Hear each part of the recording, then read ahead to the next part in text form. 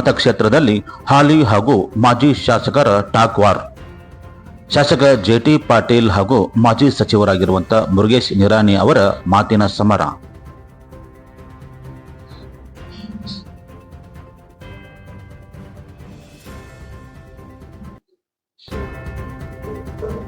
ಮತ ಕಳ್ಳತನದ ವಿಚಾರವಾಗಿ ಇಬ್ಬರ ಮಧ್ಯೆ ಮಾತಿನ ಸಮರ.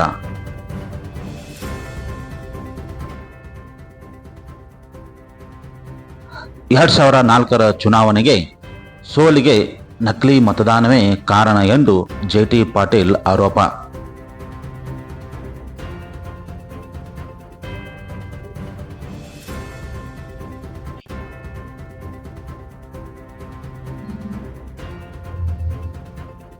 ಮತ ಕಳ್ಳತನ ಬಗ್ಗೆ ಶಾಸಕ ಜೆ.ಟಿ. ಪಾಟೀಲ್ ಕಾಡರಕೊಪ್ಪ ಗ್ರಾಮದಲ್ಲಿ ಹೇಳಿಕೆ ನೀಡಿದ್ದು ಈಗ ಚರ್ಚೆಯ ವಿಷಯ.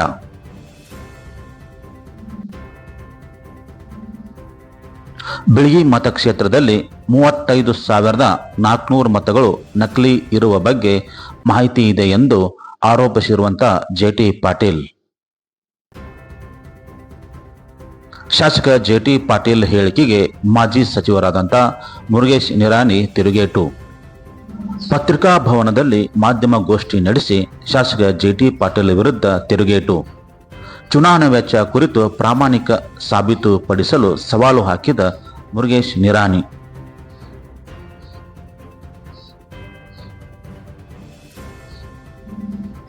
ಚುನಾವಣೆ ಆಯೋಗ ನಿಗದಿಪಡಿಸಿದ್ದ ವೆಚ್ಚದ ಮಿತಿಯಲ್ಲೇ ಖರ್ಚು ಮಾಡಿದ್ದರೆ ಸಾಬೀತುಪಡಿಸಲು ಮಾಜಿ ಸಚಿವ ಮುರುಗೇಶ್ ನಿರಾಣಿ ಸವಾಲು ಹಾಕಿದ್ದಾರೆ. ಇಲ್ಲವೇ ಆ ಮೊತ್ತವನ್ನು ನಾನು ಅವರಿಗೆ ಪಾವತಿಸಲು ಸಿದ್ಧ ಎಂದು ಮುರುಗೇಶ್ ನಿರಾಣಿ ಹೇಳಿಕೆ.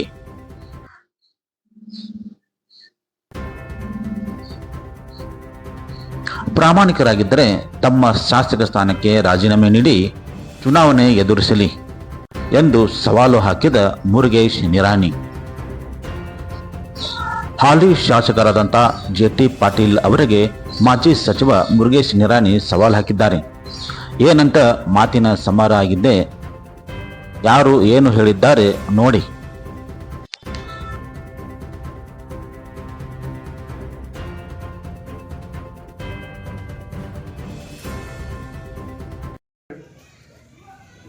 ನಾನು 2004ನೇ ಇಸ್ವಿಯಲ್ಲಿ ಬಿದ್ದಾಗ ಬೀಳ್ಬಾರ್ದಾಗಿತ್ತು. ಅವಾಗ ನಾನು ಸುಮ್ ಕೂಡಿಲ್ಲ. ಈ 21 ವರ್ಷದಿಂದ ಇನ್ನು ನಾ ಮಾಡೀನಿ. 2004 ಇಡೀ ರಾಜ್ಯದ ಮತದಾರ ಪಟ್ಟಿಯನ್ನು ಪುನರ್ವಿಮರ್ಶೆ ಮಾಡ್ಲಿಕ್ಕೆ ನಮ್ಮಲ್ಲಿ ಶಿವಸೇನೆ ಮತ್ತು IAS ಅಧಿಕಾರಿ ಬಂದಿದ್ರು ಬಾಗಲಕೋಟೆ ಜಿಲ್ಲೆಗೆ. ಅವಾಗ ಬಿಳಿ ಕ್ಷೇತ್ರದಿಂದ 35,400 ಪಟ್ಟಿ ವೋಟ್ಗಳು ಡಿಲೀಟ್ ಆಗಿದಾವ. ಇವತ್ತಿಗೂ ಬಾಗಲಕೋಟೆ ಜಿಲ್ಲಾಧಿಕಾರಿ ಕಚೇರಿ ಒಳಗೆ ಸೇಫ್ ಆಗಿ ಟ್ರೆಜರಿ ಒಳಗದ ಯಾವ ಡಿಲೀಟ್ ಆಗ. ಇದು ಯಾಕೆ ಪ್ರಜಾಪ್ರಭುತ್ವ ಯಾಕೆ ಮಾಡ್ಬೇಕು? ಪ್ರಜಾಪ್ರಭುತ್ವದ ಕಗ್ಗೊಲೆ ಇದು. ಮತದಾರ ತಮಗೆ ಯಾರು ತಿಳಿತದ ಅವ್ರು ವೋಟ್ ಹಾಕ್ತಾರೆ, ಯಾರು ಆರಿಸ್ಕೊಡ್ತಾರೋ ಅವ್ರು ಆಡಳಿತ ಮಾಡಬೇಕು. ಮೋಸದ ಮುಖಾಂತರ ನಾವು ಎಷ್ಟು ಸಾಧನೆ ಮಾಡ್ಲಿಕ್ಕೆ ಸಾಧ್ಯ ಇದೆ. ಈಗ ಎಲ್ಲ ಊರಿನ ಹೊರಗೆ ಬರ್ತಾ ಇದೆ. ನೋಡೋಣ ಏನು ಸುಪ್ರೀಂ ಕೋರ್ಟ್ನವರಿಗೆ ಎಲೆಕ್ಷನ್ ಕಮಿಷನ್ದವ್ರು ಏನು ಕೊಡ್ತಾರೆ. ಆಧಾರ ಕೊಟ್ಟು ಪ್ರತಿಯೊಂದು ವೋಟಿನ ಆಧಾರ ಕೊಡುತ್ತೇವೆ. ಎದಕ್ಕೆ ತೆಗೆದ್ರಿ ಅದನ್ನ ಸತ್ತವರು ತೆಗೆದು ಅಂತ ಹೇಳಿದರು. ಬಿಳಗಿ ಶಾಸಕರು ಕಾಡರಕೊಪ್ಪದಲ್ಲಿ ಅವರು ಸ್ಪೀಚ್ ಮಾಡುವಾಗ 2004ನೇ ಇಸ್ವಿಯಲ್ಲಿ 35,000 ವೋಟ್ಗಳನ್ನು ಫೇಕ್ ಮಾಡಿ ಅವರು ಆರಿಸಿ ಬಂದಿದ್ದಾರೆ ಅನ್ನುವಂಥ ಆಪಾದನೆಯನ್ನ ನಿನ್ನೆ ದಿವಸ ಮಾಡಿದ್ದಾರೆ. ಮತ್ತೆಲ್ಲ ಕಡೆನೂ ವೈರಲ್ ಆಗಿದೆ, ಕೆಲವೊಂದು ಪೇಪರ್ದಲ್ಲಿನೂ ಬಂದಿದೆ. ನಾನು ಹೇಳಿಕ್ಕೆ ಇಚ್ಛೆ ಪಡ್ತಾ ಇದ್ದೀನಿ, 2004ರಲ್ಲಿ ನಾನು ಮೊದಲನೇ ಬಾರಿಗೆ ಚುನಾವಣೆಗೆ ಸ್ಪರ್ಧೆ ಮಾಡಿದ್ದು. ಆ ಸಂದರ್ಭದಲ್ಲಿ ನನಗೆ B.Pharm ಸಿಗ್ತಾ ಇದೆಯಲ್ಲೋ ಅಥವಾ ಮುದೋಳು ಸಿಗ್ತದೆ, ಬೀಳಿಗೆ ಸಿಗ್ತದೇನೋ ಅಥವಾ ಜಮಖಂಡ್ ಸಿಗ್ತದೆ ಅನ್ನೋಂಥದ್ದು ಏನೂ ಗೊತ್ತಿರಲಿಲ್ಲ. ಅಂಥ ಸಂದರ್ಭದಲ್ಲಿ ನಾನು ಫೇಕ್ ವೋಟರ್ಸ್ ಮಾಡುವಂಥ ಪ್ರಮೇಯನೇ ಬರುವುದಿಲ್ಲ. ನಮ್ಮ 35,000 ವೋಟಿಂದ ಡುಪ್ಲಿಕೇಟ್ ಮಾಡಿದಿ ನನ್ನ ಸೋತೆ ಅನ್ನುವಂಥ ಮಾತನ್ನು ಅವ್ರು ಹೇಳಿರುವಂಥದ್ದು 2008ರಲ್ಲಿ ಮತ್ತೆ ಚುನಾವಣೆ ಬಂತು. ಅವಾಗ ಅವರೆಲ್ಲ ಫೇಕ್ನ ತೆಗೆಸಿದೆ ಅನ್ನುವಂಥದ್ದನ್ನು ಮಾತಾಡಿದ್ದಾರೆ. ಅವಾಗ ಸೋತ್ರಲ್ಲ.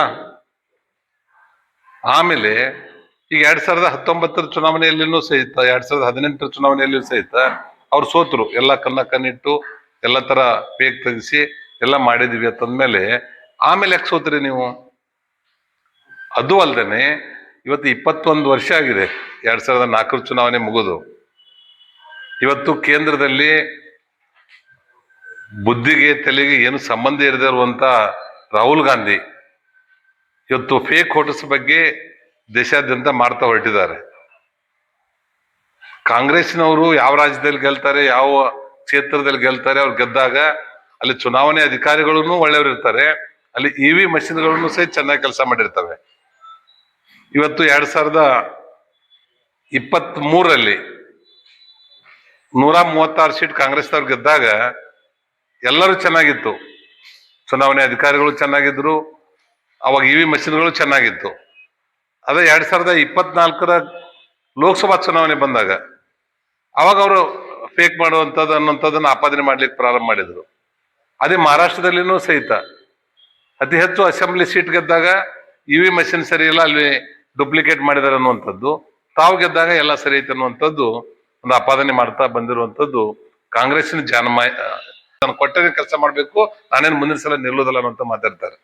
ನಾನು ಇವತ್ತು ಹೇಳ್ಬೇಕನ್ನುವಂಥದ್ದು ಮತ್ತು ಶಾಸಕರಂತ JT ಪಾಟೀಲ್ಗೆ ಒಂದು ಸವಾಲನ್ನು ಹಾಕ್ತೇನೆ. ನೀವು ಅಷ್ಟೊಂದು ಪ್ರಾಮಾಣಿಕವಾಗಿ ಕೆಲಸ ಮಾಡಿ ನಾನು ಸ್ವಂತ ಶಕ್ತಿಯಿಂದ ಆರಿಸಿ ಬಂದಿನ ನೀವು ಹೇಳ್ತಿರ್ತೀರಿ, ಅದನ್ನ ನೀವು ಆರಿಸಿ ಬಂದಿನ ಅನ್ನುವಂಥ ಧೈರ್ಯ ನಿಮ್ಗೆ ಇತ್ತಂದ್ರೆ ಇವತ್ತು ನಿಮ್ದೇ ಸರ್ಕಾರ ಇದೆ, ನಿಮ್ದೇ ಜಿಲ್ಲಾಡಳಿತ ಇದೆ, ನೀವೇ ತಂದ ಅಧಿಕಾರಿಗಳಿದ್ದಾರೆ. ಅದಕ್ಕೆ ಚುನಾವಣೆ ಏನು ಒಂದು ಶಾಸಕರಿಗೆ ಚುನಾವಣೆ ಖರ್ಚಿಗೆ ಏನೋ ಒಂದು ನಿಗದಿ ಮಾಡಿರ್ತಾರೆ, ಆ ಹಣ ಸಹಿತ ನಾನೇ ಕೊಡ್ತೇನೆ. ಅವ್ರಿಗೇನು ಕೈಯಿಂದ ಖರ್ಚು ಹಾಕ್ಬಾರ್ದು, ಭಾಳ ಬಡವರದಾರ ಅವರು, ಅಷ್ಟು ಖರ್ಚು ಮಾಡುವಂತ ದೇವ್ರ ಶಕ್ತಿ ಕೊಟ್ಟಿಲ್ಲ ಅವ್ರಿಗೆ, ಅದನ್ನು ನಾನೇ ಕೊಡ್ತೀನಿ. ಇವತ್ತು ರಿಸೈನ್ ಮಾಡಿ ನನ್ನ ಎದುರಿಗೆ ನಿಂತು ಆರಿಸಿ ಬಂದು ತೋರಿಸಲಿ. ಯಾಕಂದ್ರೆ ಚುನಾವಣೆ ಸರ್ಕಾರ ಇದ್ದಾಗ. ಜಿಲ್ಲಾ ಪಂಚಾಯತಿನ ಮಾಜಿ ಅಧ್ಯಕ್ಷೆ, ಕೆಪಿಸಿಸಿ ರಾಜ್ಯ ಪ್ರಧಾನ ಕಾರ್ಯದರ್ಶಿ ಶ್ರೀಮತಿ ವೀಣಾ ಕಾಶಪ್ಪನವರ ಜನ್ಮದಿನದ ಪ್ರಯುಕ್ತ ಉಚಿತ ಹೃದಯ ತಪಾಸಣಾ ಶಿಬಿರವನ್ನು ಆಗಸ್ಟ್ 21ರಂದು ನಗರದ ಜಿಲ್ಲಾ ಆಸ್ಪತ್ರೆಯಲ್ಲಿ ಹಮ್ಮಿಕೊಳ್ಳಲಾಗಿದೆ ಎಂದು ವಿವಿಕೆ ಸಂಸ್ಥಾಪಕ ಅಧ್ಯಕ್ಷೆ ಶ್ರೀಮತಿ ವೀಣಾ ವಿಜಯಾನಂದ ಕಾಶಪ್ಪನವರು ತಿಳಿಸಿದ್ದಾರೆ. ಅವರು ಬಾಗಲಕೋಟೆಯ ನವನಗರದ ಪತ್ರಿಕಾ ಭವನದಲ್ಲಿ ಮಾಧ್ಯಮ ಪ್ರತಿನಿಧಿಗಳೊಂದಿಗೆ ಮಾತನಾಡುತ್ತಾ ಈ ಶಿಬಿರವನ್ನು ವಿವಿಕೆ ಫೌಂಡೇಶನ್ ಹಾಗೂ SDM ನಾರಾಯಣ ಹಾರ್ಟ್ ಸೆಂಟರ್ ಸಹಯೋಗದಲ್ಲಿ ಆಯೋಜಿಸಿದ್ದು, ಆಸ್ಪತ್ರೆಯ ತಜ್ಞ ವೈದ್ಯರಿಂದ ತಪಾಸಣೆ ನಡೆಯಲಿದೆ. ಶಿಬಿರದಲ್ಲಿ BP, sugar, ECG, 2D eco ಸೇರಿದಂತೆ ಹೃದಯ ಸಂಬಂಧಿತ ತಪಾಸಣೆಗಳನ್ನು ಉಚಿತವಾಗಿ ಮಾಡಲಾಗುವುದು. ಸಾರ್ವಜನಿಕರು ಈ ಶಿಬಿರದ ಸದುಪಯೋಗ ಪಡೆದು ಆರೋಗ್ಯದ ಲಾಭ ಪಡೆದುಕೊಳ್ಳಬೇಕೆಂದು ಅವರು ಮನವಿ ಮಾಡಿಕೊಂಡಿದ್ದಾರೆ. ವೈದ್ಯರು ಹಾಗೂ ಅವರ ಸಹಯೋಗ ಮಿತ್ರರು ಅವರು ಪಾಲ್ಗೊಳ್ತಾ ಇದ್ದಾರೆ. ಜೊತೆಗೆ ವಿಶೇಷ ಹೃದಯ ಚಿಕಿತ್ಸಕರು ಕೂಡ ಮುಂದಿನ ಏನೇ ಆಪರೇಷನ್ ಮುಂದೆ ಏನೇ ಬೇಕಾದ್ರೂ ಕೂಡ ಅದನ್ನ ಸಲಹೆ ನೀಡೋದಕ್ಕೆ ಅವರ ಒಂದು ತಂಡ ವರ್ಗದವರು ಇದರಲ್ಲಿ ಪಾಲ್ಗೊಳ್ತಾ ಇರೋದ್ರಿಂದ ಅಜಯ್ ಎನ್ನುವಂತ ವೈದ್ಯರು ಇದರಲ್ಲಿ ಪಾಲ್ಗೊಳ್ತಾ ಇದ್ದಾರೆ, SDMನ ನಾರಾಯಣ ಹೃದಯಾಲಯದವರು. ಜೊತೆಗೆ ನಮ್ಮ ಜಿಲ್ಲಾ ಹಾಸ್ಪಿಟ್ಲ್ನ ನಮ್ಮ ಡಿಸ್ಟ್ರಿಕ್ಟ್ ಸರ್ಜನ್ ಆದಂಥ ಕೋಣಿಯವರಾಗಿರ್ಬೋದು, ಜಿಲ್ಲಾಧಿಕಾರಿಗಳನ್ನ ಒಳಗೊಂಡಂತೆ CO ಅವರು ಹಾಗೂ ವಿಶೇಷ ಅಧಿಕಾರಿಗಳನ್ನ ಈ ಕಾರ್ಯಕ್ರಮಕ್ಕೆ ಬರ್ಮಾಡ್ಕೊಳ್ತಾ ಇದ್ದೀವಿ. ಜೊತೆಗೆ ಪೂಜ್ಯರಾದಂಥ ಬೋವಿ ಮಠದ ಶ್ರೀಗಳು, ಚರಂತಿ ಮಠದ ಶ್ರೀಗಳು ಹಾಗೂ ತೆಂಗಿನ ಮಠದ ಶ್ರೀಗಳು, ಸಿದ್ದನಕೊಳದ ಶ್ರೀಗಳು, ಗುರುಮಾಂತ ಸ್ವಾಮಿಗಳು, ಇಲ್ಕಲ್ನ ಗುರುಮಾಂತಪ್ಪ ಅವರು ಒಳಗೊಂಡಂಥ ಪೂಜ್ಯರ ನೇತೃತ್ವದಲ್ಲಿ ಈ ಒಂದು ಚಿಕಿತ್ಸದ ಒಂದು ತಪಾಸಣೆಯ ಶಿಬಿರವನ್ನ ಉದ್ಘಾಟನೆಗೊಳ್ಳಲಿದೆ. ವಿಶೇಷವಾಗಿ ಎಲ್ಲ ಜಿಲ್ಲೆಯ ಪ್ರತಿಯೊಂದು ತಾಲೂಕಿನವರು ಕೂಡ ಇದರ ಸದುಪಯೋಗವನ್ನ ಪಡೆದುಕೊಳ್ಳಬೇಕು. ಇದು ಬೆಳಗ್ಗೆ 10 ಗಂಟೆಯಿಂದ ಸಂಜೆ 5 ಗಂಟೆವರೆಗೂ ಇರೋದ್ರಿಂದ ತಾವೆಲ್ಲರೂ ಕೂಡ ಆಗಮಿಸಿ ಈ ಒಂದು ತಪಾಸಣೆ ಶಿಬಿರದ ಅನುಕೂಲತೆಯನ್ನ ಪಡೆದುಕೊಳ್ಳಬೇಕು ಅಂತೇಳಿ ತಮ್ಮಲ್ಲಿ ವಿಶೇಷವನ್ನ ಮನವಿಯನ್ನ ಮಾಡ್ಕೊಳ್ತಾ ಇದೀವಿ. ಇದರಲ್ಲಿ ಪಶ್ಚಿಮ ಘಟ್ಟದ ಮಹಾರಾಷ್ಟ್ರದಲ್ಲಿ ಭಾರೀ ಮಳೆ ಆಗುತ್ತಿರುವುದರಿಂದ ಬಾಗಲಕೋಟೆ ಜಿಲ್ಲೆಯಲ್ಲಿ ಕೃಷ್ಣಾ ಹಾಗೂ ಘಟಪ್ರಭಾ ನದಿಗಳು ತುಂಬಿ ಹರಿಯುತ್ತಿವೆ. ಮುಧೋಳ ತಾಲೂಕಿನಲ್ಲಿ ಘಟಪ್ರಭಾ ನದಿಯು ತುಂಬಿ ಹರಿಯುತ್ತಿದ್ದು ಪ್ರವಾಹ ಭೀತಿ ಸೃಷ್ಟಿಯಾಗಿದೆ. ಹಿಡಕಲ್ ಜಲಾಶಯದಿಂದ ಅಪಾರ ಪ್ರಮಾಣದಲ್ಲಿ ನೀರು ಹರಿದು ಬರುತ್ತಿರುವ ಪರಿಣಾಮ ಪ್ರವಾಹದ ಭೀತಿ ಎದುರಾಗಿದೆ. ಹಿಡಕಲ್ ಜಲಾಶಯದ ಒಟ್ಟು ಸಾಮರ್ಥ್ಯ 51 TMC ಇದೆ. ಇಂದಿನ ಮಟ್ಟ 51 TMC ನೀರು ಆಗಿದ್ದು 20,755 ಕ್ಯೂಸೆಕ್ಸ್ ನೀರು ಒಳಹರಿವು ಬರುತ್ತಿದೆ. ಅದೇ ಪ್ರಮಾಣದಲ್ಲಿ 17,575 ಕ್ಯೂಸೆಕ್ಸ್ ನೀರು ಹೊರಗೆ ಬಿಡಲಾಗುತ್ತಿದೆ. ಹಿಡಕಲ್ ಜಲಾಶಯದ ಮಾರ್ಕಂಡೇಯ, ಬಳ್ಳಾರ ನಾಲೆ, ಹಿರಣ್ಯಕೇಶದಿಂದ ಒಟ್ಟು 43,672 ಕ್ಯೂಸೆಕ್ಸ್ ನೀರು ಸಂಗ್ರಹವಾಗಿದ್ದು, ಅಷ್ಟೇ ಪ್ರಮಾಣದಲ್ಲಿ ನೀರು ಹೊರಗೆ ಬಿಡಲಾಗುತ್ತಿದೆ. 50,000 ಕ್ಯೂಸೆಕ್ಸ್ ನೀರು ಹರಿದು ಹೋದಲ್ಲಿ ಪ್ರವಾಹದ ಭೀತಿ ಉಂಟಾಗಲಿದೆ. ಈಗಾಗಲೇ ಮುಧೋಳ ತಾಲೂಕಿನ ಡವಳೇಶ್ವರ, ಮಿರ್ಜಿ, ಉತ್ತೂರು ಹಾಗೂ ಮಾಚಕನೂರು ಸೇರಿದಂತೆ ಸುಮಾರು 12ಕ್ಕೂ ಹೆಚ್ಚು ಅಧಿಕ ಬ್ರಿಡ್ಜ್ ಕಮ್ ಸೇತುವೆ ಮುಳುಗಡೆಯಾಗಿವೆ. ಗ್ರಾಮಸ್ಥರಿಗೆ ಸಂಚಾರಕ್ಕೆ ತೊಂದರೆ ಉಂಟಾಗಿದ್ದು, ಮುಧೋಳ ನಗರಕ್ಕೆ ಆಗಮಿಸಬೇಕಾದರೆ ಸುತ್ತುವರೆದು ಸಂಚರಿಸುವಂತ ಸ್ಥಿತಿ ನಿರ್ಮಾಣವಾಗಿದೆ. ಪ್ರವಾಹದ ಭೀತಿ ಹಿನ್ನೆಲೆ ಜಿಲ್ಲಾಡಳಿತ ವತಿಯಿಂದ ನದಿ ಪಾತ್ರ ಜನರಿಗೆ ಮುನ್ನೆಚ್ಚರಿಕೆಯ ಕ್ರಮ ಜರುಗಿಸಲು ಸೂಚನೆ ನೀಡಲಾಗಿದೆ. ಈ ಮಧ್ಯೆ ಮುಧೋಳ ತಾಲೂಕಿನ ಲೋಕಾಪುರ ಗ್ರಾಮದಲ್ಲಿ ವಾರ್ಡ್ ನಂಬರ್ 1 ಪಿಂಜಾರ್ ಓಣಿಯಲ್ಲಿ ಸುಮಾರು 50 ವರ್ಷದ ರುಕ್ಮಿಣಿ ಪಾಂಡುರಂಗ ಪೇಟ್ಕರ್ ಅವರ ಮಣ್ಣಿನ ಮನೆ ಛಾವಣಿ ಕುಸಿತು ಗಾಯಗೊಂಡಿರುವಂತಹ ಘಟನೆ ನಡೆದಿದೆ. ಮಳೆಯ ನೀರಿನಿಂದಾಗಿ ದವಸ ಧಾನ್ಯ ಹಾಗೂ ಚೆಲ್ಲಾಪಿಲ್ಲಿಯಾಗಿದ್ದು, ಸ್ಥಳೀಯ ಅಧಿಕಾರಿಗಳು ಆಗಮಿಸಿ ಪರಿಶೀಲನೆ ನಡೆಸಿದ್ದಾರೆ. ಮೇಲ್ಛಾವಣಿ ಮಣ್ಣಿನ ಮುದ್ದೆ ಇರುವುದರಿಂದ ಛಾವಣಿ ಕುಸಿದು ಹಾನಿ ಒಳಗಾಗಿದೆ.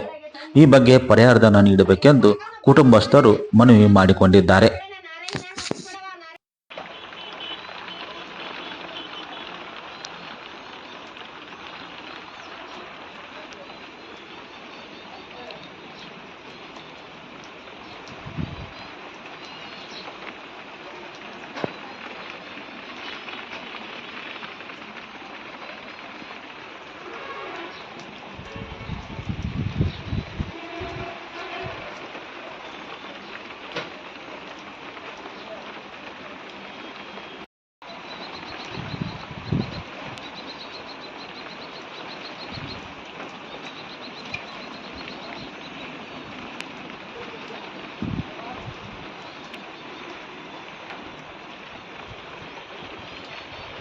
ಪ್ರಭಾ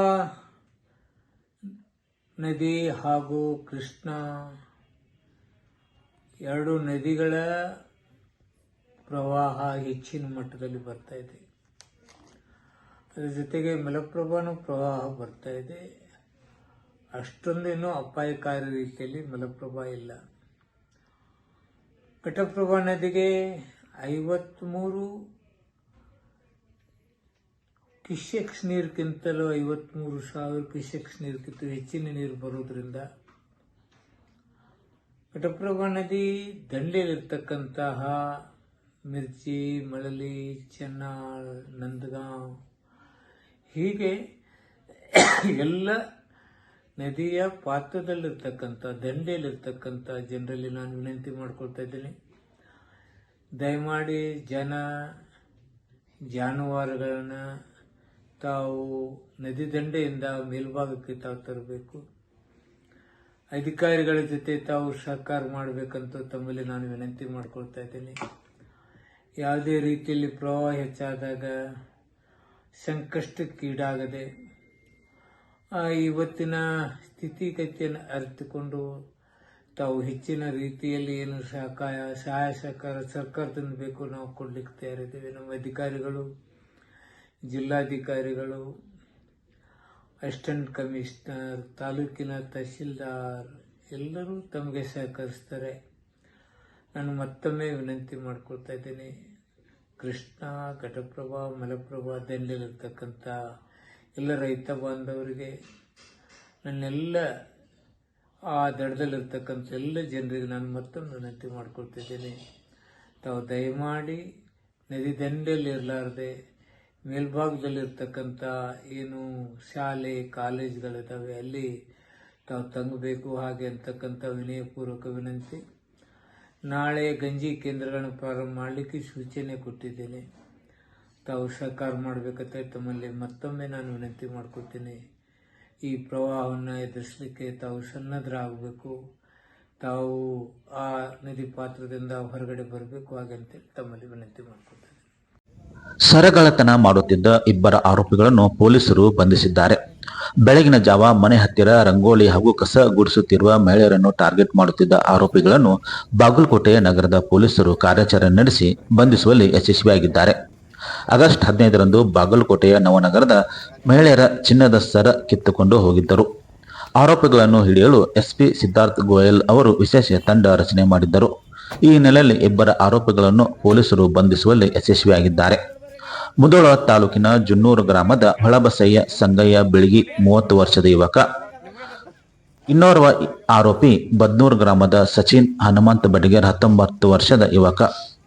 ಆರೋಪಿಗಳಿಂದ 62.29 ಗ್ರಾಮದ ಚಿನ್ನಾಭರಣ, 5.40 ಲಕ್ಷ ಮೌಲ್ಯದ ಆಭರಣ ಹಾಗೂ ಒಂದು ಬೈಕ್ ವಶಕ್ಕೆ ಪಡೆದುಕೊಳ್ಳಲಾಗಿದೆ. ನವನಗರದ ಪೊಲೀಸ್ ಠಾಣೆಯಲ್ಲಿ ದೂರು ದಾಖಲಾಗಿದ್ದು ತನಿಖೆ ನಡೆಸಲಾಗುತ್ತಿದೆ. ಆರೋಪಗಳಿಂದ ಎಲ್ಲ ವಸ್ತುಗಳನ್ನು ಜಪ್ತು ಮಾಡಲಾಗಿದೆ.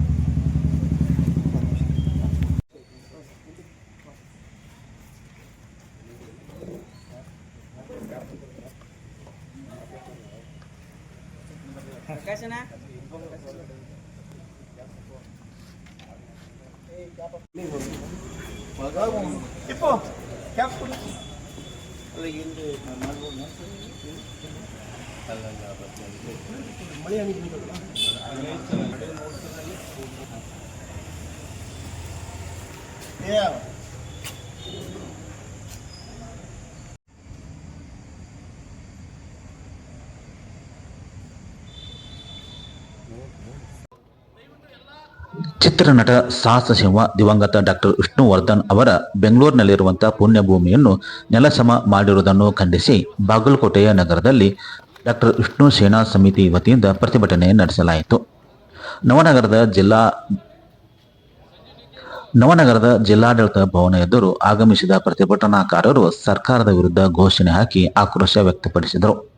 ರಾಜೀವ್ ನಾಯ್ಕರ್ ಸೇರಿದಂತೆ ವಿವಿಧ ಮುಖಂಡರು ಭಾಗವಹಿಸಿ ಸರ್ಕಾರದ ಕ್ರಮವನ್ನು ಖಂಡಿಸಿದರು. ಈ ಕೂಡಲೇ ನೆಲಸಮ ಮಾಡಿರುವುದನ್ನು ಪುನರ್ ನಿರ್ಮಾಣ ಮಾಡಬೇಕೆಂದು ಆಗ್ರಹಿಸಿ ಸರ್ಕಾರ ವಿರುದ್ಧ ಘೋಷಣೆ ಹಾಕಿದರು. ಈ ಸಂದರ್ಭದಲ್ಲಿ ಡಾಕ್ಟರ್ ವಿಷ್ಣುವರ್ಧನ್ ಅವರ ಭಾವಚಿತ್ರವನ್ನು ಹಿಡಿದು ಅವರ ಪರವಾಗಿ ಜಯಘೋಷಗಳನ್ನು ಹಾಕಿ ಸರ್ಕಾರಕ್ಕೆ ಮನವಿ ಸಲ್ಲಿಸಿದರು. ತಮ್ಮ ವಿವಿಧ ಬೇಡಿಕೆ ಇರುವ ಮನವಿ ಪತ್ರವನ್ನು ಜಿಲ್ಲಾಡಳಿತ ಮೂಲಕ ಮುಖ್ಯಮಂತ್ರಿ ಸಿದ್ದರಾಮಯ್ಯನವರಿಗೆ ಸಲ್ಲಿಸಲಾಯಿತು. ಕರ್ನಾಟಕ ರಕ್ಷಣಾ ವೇದಿಕೆ ವತಿಯಿಂದ ಇವತ್ತ ಸನ್ಮಾನ್ಯ DC ಅವರಿಗೆ ಮನವಿ ಮಾಡಿಕೊಳ್ಳುವುದರ ಜೊತೆಗೆ ಇದು ನಿರ್ಮಾಣ ಆಗುವವರೆಗೆ ನಾವು ಕೈ ಬಿಡುವುದಿಲ್ಲ ಅಂತ ಹೇಳುತ್ತಾ ನಮ್ಮ ನ್ಯಾಯವನ್ನು ನಾವು ನಿಲ್ಲಿಸುವುದಿಲ್ಲ. ಇದು ನಿರ್ಮಾಣ ಆಗಬೇಕು. ಡಾಕ್ಟರ್ ವಿಷ್ಣುವರ್ಧನ್ ಅವರ ಸ್ಮಾರಕ ಆಗುವವರೆಗೆ ನಮ್ಮ ಹೋರಾಟ ನಿಲ್ಲುವುದಿಲ್ಲ ಅಂತ ಹೇಳಿ ನಾನು 2 ಮಾತುಗಳನ್ನು ಮುಗಿಸ್ತೇನೆ. ಜೈ ಕರ್ನಾಟಕ, ಜೈ ವಿಶ್ವನಾಥ. ಸಾಹಸ ಸಿಂಹ ವಿಷ್ಣುವರ್ಧನ್ ಅವರಿಗೆ ಸಾಹಸ ಸಿಂಹ ವಿಷ್ಣು. ಐತಿಹಾಸಿಕ ಹಾಗೂ ಧಾರ್ಮಿಕ ಕ್ಷೇತ್ರವಾಗಿ ಜಾಗೃತ ದೇವರು ಎಂದು ಖ್ಯಾತಿ ಪಡೆದಿರುವಂತಹ ಮುಚ್ಚಗಂಡಿ ವೀರಭದ್ರೇಶ್ವರ ದೇವಾಲಯದ ಅಗ್ಗಿ ಉತ್ಸವವು ಸಂಭ್ರಮ ಸಡಗರದಿಂದ ಜರುಗಿತು. ಶ್ರಾವಣ ಮಾಸದ ಕೊನೆಯ ದಿನದ ಮಂಗಳವಾರ ಜರುಗುವ ಅಗ್ಗಿ ಉತ್ಸವದಲ್ಲಿ ಜಿಲ್ಲೆಯ ಸೇರಿದಂತೆ ರಾಜ್ಯಾದ್ಯಂತ ಸಾವಿರಾರು ಸಂಖ್ಯೆಯಲ್ಲಿ ಭಕ್ತರು ಆಗಮಿಸಿ ತಮ್ಮ ಭಕ್ತಿಯನ್ನು ಸಮರ್ಪಿಸಿದರು. ಜಿಲ್ಲಾಧಿಕಾರಿ ಸಂಗಪ್ಪ ಎಂ ಹಾಗೂ ಜಿಲ್ಲಾ ಪಂಚಾಯತ್ನ ಮುಖ್ಯ ಕಾರ್ಯನಿರ್ವಾಹಕ ಅಧಿಕಾರಿ ಶಶಿಧರ್ ಕುರೇರ್ ಅವರು ವೀರಭದ್ರೇಶ್ವರ ದೇವರ ದರ್ಶನ ಪಡೆದುಕೊಂಡು ಬಳಿಕ ಅಗ್ಗಿ ಕುಂಡದ ಬಳಿ ಬಂದು ಪಲ್ಲಕ್ಕಿ ಪೂಜೆ ಸಲ್ಲಿಸಿದರು. ಭಕ್ತರ ಮಧ್ಯದಲ್ಲಿ ನಿಂತು ಅಗ್ಗಿ ಉತ್ಸವವನ್ನು ವೀಕ್ಷಿಸಿದರು. ಅಗ್ಗಿ ಉತ್ಸವಕ್ಕೂ ಮುನ್ನ ಬೆಳಗ್ಗೆ ವೀರಭದ್ರೇಶ್ವರ ದೇವರಿಗೆ ರುದ್ರಾಭಿಷೇಕ ಹಾಗೂ ವಿವಿಧ ಪೂಜಾ ಕೈಂಕರ್ಯಗಳು ಜರುಗಿದವು. ವೀರಭದ್ರೇಶ್ವರ ದೇವನಿಗೆ ಹೂವುಗಳು ಹಾಗೂ ಹಣ್ಣುಗಳಿಂದ ಅಲಂಕಾರ ಮಾಡಲಾಗಿದ್ದು ವಿಶೇಷವಾಗಿ ಗಮನ ಸೆಳೆಯಿತು. ಬೆಳಗ್ಗೆಯಿಂದ ಸಾಯಂಕಾಲದವರೆಗೆ ಬಿಡುವಿಲ್ಲದೆ ಮಳೆ ಸುರಿಯಿತು. ಆದರೂ ಸಹ ಭಕ್ತರು ಸಾವಿರಾರು ಸಂಖ್ಯೆಯಲ್ಲಿ ಆಗಮಿಸಿ ಅಗ್ಗಿ ಕುಂಡದಲ್ಲಿ ಹಾಯ್ದು ಭಕ್ತಿಯನ್ನು ಸಮರ್ಪಿಸುವ ಸಂದರ್ಭದಲ್ಲಿ ಸುಮಾರು 1.25 ಗಂಟೆ ಮಳೆರಾಯ ಬಿಡುವು ನೀಡಿದ್ದರಿಂದ ಅಗ್ಗಿ ಉತ್ಸವ ಸುಗಮವಾಗಿ ಜರುಗಿತು. ಸಂಜೆ 4 ಗಂಟೆಗೆ ಚಿಕ್ಕ ರಥೋತ್ಸವ ದೇವಸ್ಥಾನದಿಂದ ಆರಂಭಗೊಂಡು ಗ್ರಾಮದ ಅಗಸಿ ಬಾಗಿಲದವರೆಗೆ ಜರುಗಿತು. ಸುಮಂಗಳಿಯರು ಆರತಿ ವಾದ್ಯ ವೈಭವಗಳೊಂದಿಗೆ ಜರುಗಿದ ಚಿಕ್ಕ ರಥೋತ್ಸವಕ್ಕೆ ರಸ್ತೆ ಬದಿಯಲ್ಲಿ ನಿಂತು ಭಕ್ತರು ಉತ್ತತ್ತಿ ಬಾಳೆಹಣ್ಣು ಸಮರ್ಪಿಸಿ ಭಕ್ತಿಯನ್ನು ಮೆರೆದರು.